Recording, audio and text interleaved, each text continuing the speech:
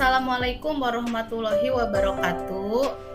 Waalaikumsalam warahmatullahi wabarakatuh. Baiklah, kali ini saya akan mempraktekkan kasus 2 beserta rekan CGP saya yang lain, ada Bu Asri dan Pak Rocky. Nah, dalam kasus 2 ini saya bertindak sebagai coach, Bu Asri bertindak sebagai coachee, dan Pak Rocky bertindak sebagai pengamat. Kemudian tujuan dari dilaksanakannya coaching dalam kasus ini adalah untuk memberikan solusi dari salah seorang murid yang merasa tidak diperlakukan adil oleh seorang guru. Jadi guru tersebut membuka les privat dan sebagian besar murid di kelas mengikuti les privat tersebut. Nah, kecuali dia sendiri yang tidak ikut.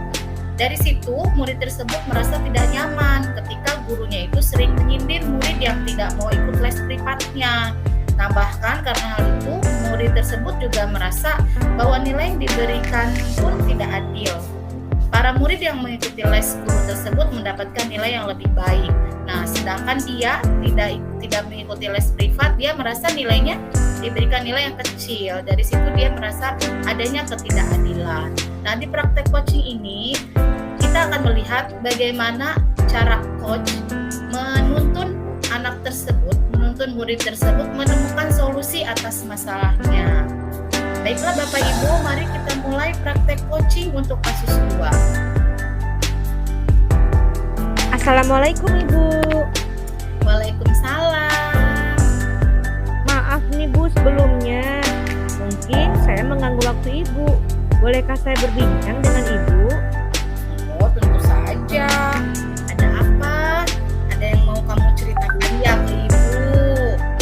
Begini Bu, belakangan ini saya merasa tidak nyaman dalam satu pelajaran. Baiklah, sebentar ya. Ibu akan mendengarkan cerita kamu. Namun sebelumnya Ibu ingin bertanya dulu nih. Apa sih yang kamu inginkan setelah kita mengobrol nanti? Saya sih hanya ingin mendapatkan solusi aja sih dari permasalahan saya ini.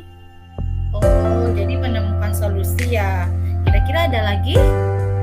Saya bingung, kenapa saya diperlakukan tidak adil oleh Pak Radi? Kira-kira apa yang harus saya lakukan ya Bu ya? Oh, begitu. Kalau begitu, boleh kamu ceritakan bagaimana perasaan kamu saat ini? Saya merasa sedih Bu. Saya merasa diperlakukan tidak adil oleh Pak Radi. Oh, kenapa kamu berpikir seperti itu? Begini Bu, Pak Radi kan membuat les privat dan sebagian besar teman-teman ikut les tersebut. Tapi hanya saya dan beberapa kawan saya aja nggak ikut les. Pak Radi sering sekali menyindir murid-murid yang tidak ikut les. Dan itu membuat saya nggak nyaman. Selain merasa tidak nyaman, ada hal lain yang kamu rasakan? Saya juga merasa kalau Pak Radi memberikan nilai yang nggak adil. Teman-teman yang ikut les nilainya besar, sedangkan yang nggak ikut les nilainya kecil-kecil. Padahal biasanya saya selalu mendapatkan nilai tertinggi loh di kelas. Aneh kan Bu? Rasanya nggak adil deh bagi saya.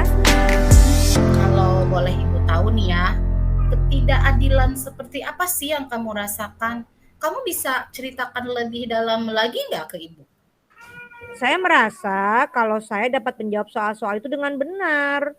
Tapi kenapa nilai saya tetap kecil? Oh, begitu. Nah, lalu langkah apa saja yang telah kamu lakukan untuk menyelesaikan masalah ini nih? Masalah kamu merasa diperlakukan tidak adil sama Pak Radi. Saya selalu rajin belajar dan saya selalu mengulang pelajaran di rumah. Jadi saya menduga nilai kecil saya ini karena saya nggak ikutin les privatnya Pak Radi. Tapi kamu pernah mendiskusikan hal itu dengan Pak Radi? Belum sih Bu, aku nggak berani. Tapi sebelum ada les, saya merasa nilai saya jauh lebih tinggi loh dari yang lain. Tapi setelah mereka ikut les, kenapa nilai saya jadi kecil? Nah, sekarang menurut kamu, apa yang harus kamu lakukan untuk menyelesaikan masalah ini? Saya sebenarnya sih berbicara langsung inginnya berdua dengan Pak Radi. Saya juga udah punya nomor WA beliau, Bu. Nah, lalu kenapa kamu tidak akan melakukan itu? Takut dimarahin, Bu. Ih, apakah Paradi pernah marah? Enggak sih, Paradi sih orangnya baik, bahkan sering bercanda di kelas. Cara menjelaskan pelajarannya pun mudah dipahami. Dan saya senang dengan Paradi. Jika begitu keadaannya, kenapa kamu tidak coba dulu? Siapa tahu itu akan membantu menyelesaikan masalah kamu. Hmm, iya juga ya. Harusnya saya coba menghubungi Paradi terlebih dahulu ya, Bu ya. Nah, betul itu, harusnya begitu. Nah, oh iya, setelah kamu nanti menghubungi Paradi nih, apa yang akan kamu sampaikan ke Paradi? Saya mau tanya langsung deh ke Paradi. Apakah kalau saya tidak ikut les privat itu berpengaruh ke nilai saya di kelas? Selain itu, saya juga akan menjelaskan nilai ulangan matematika saya yang kecil. Nah, iya betul. Kamu bisa melakukan itu.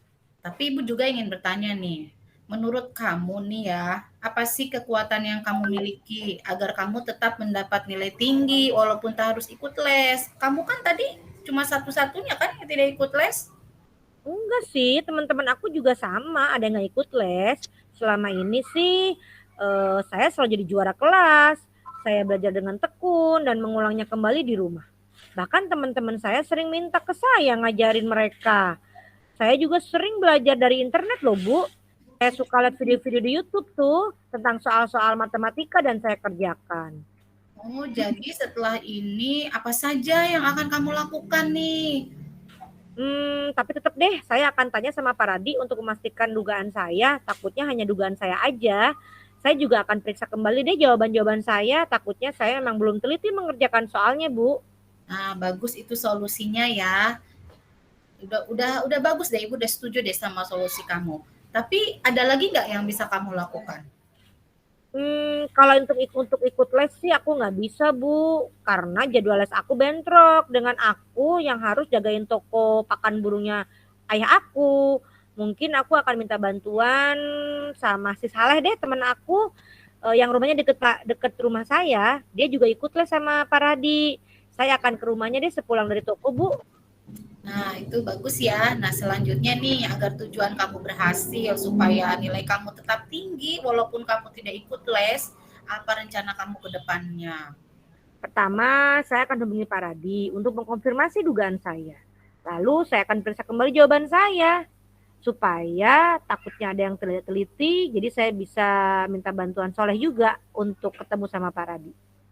Nah, bagus tuh. Ibu suka rencana itu. Ibu setuju.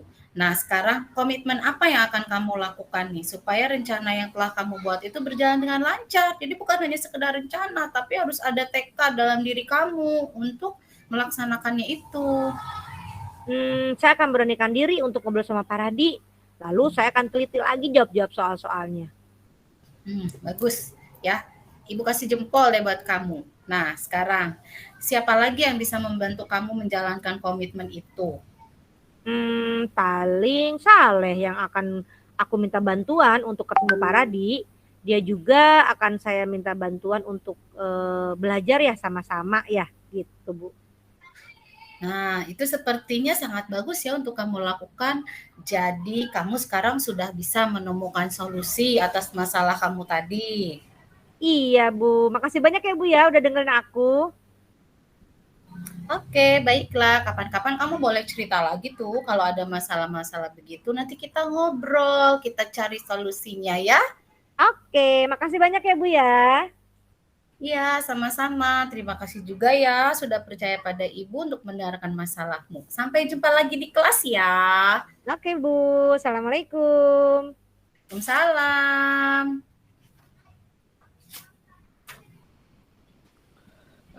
Baik, terima kasih Bu Nurul dan Bu Astri. Proses coaching yang luar biasa.